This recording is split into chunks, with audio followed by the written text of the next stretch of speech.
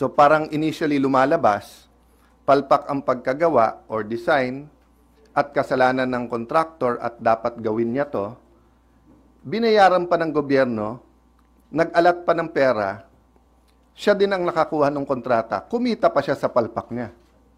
So, ito ay worse sa priniprito ka sa sariling mantika, di ba? Prinito ka sa sariling mantika, nagka-problema, investigation into the bridge that collapsed in Isabela.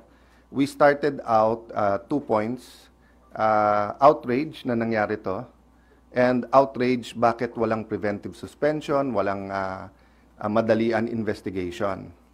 In the meantime, nag-imbestiga sila. They took our recommendation. So even before formal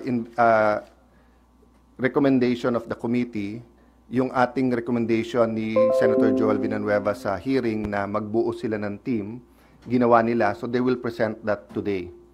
But personally, aside from listening to the report, bakit bumaksak yung bridge, I will also be focusing on kung may mga defects yung bridge, may mga palpak, paulit-ulit, may mga repair, bakit ang gobyerno pa nagbayad ng repair instead of yung contractor? So parang initially lumalabas, palpak ang pagkagawa or design at kasalanan ng contractor at dapat gawin niya to, binayaran pa ng gobyerno, nag-alat pa ng pera, siya din ang nakakuha ng kontrata, kumita pa siya sa palpak niya. So, ito ay worse sa priniprito ka sa sariling mantika, di ba? Prinito ka sa sariling mantika, nagka-problema, dinimanda mo pa yung nagprito sa iyo, kumita ka pa ulit, di ba? So, having said that, I'll answer questions now or after the hearing, investigation into the bridge that collapsed in Isabela. We started out 2 points, outrage na nangyari to, and outrage bakit walang preventive suspension, walang madalian investigation. In the meantime, nag-imbestiga sila, they took our recommendation, so even before formal recommendation of the committee, yung ating recommendation ni Senator Joel Villanueva sa hearing na magbuo sila ng team, ginawa nila, so they will present that today.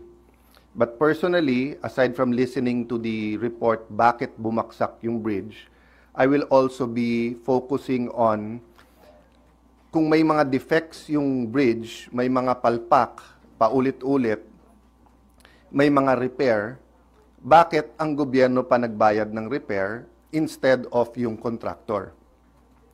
So parang initially lumalabas, palpak ang pagkagawa or design at kasalanan ng contractor at dapat gawin niya to, binayaran pa ng gobyerno, nag-alat pa ng pera, siya din ang nakakuha ng kontrata, kumita pa siya sa palpak niya. So, ito ay worse sa priniprito ka sa sariling mantika, di ba? Prinito ka sa sariling mantika, nagka-problema, dinimanda mo pa yung nagprito sa iyo, kumita ka pa ulit, di ba? So, having said that, I'll answer questions now or after the hearing.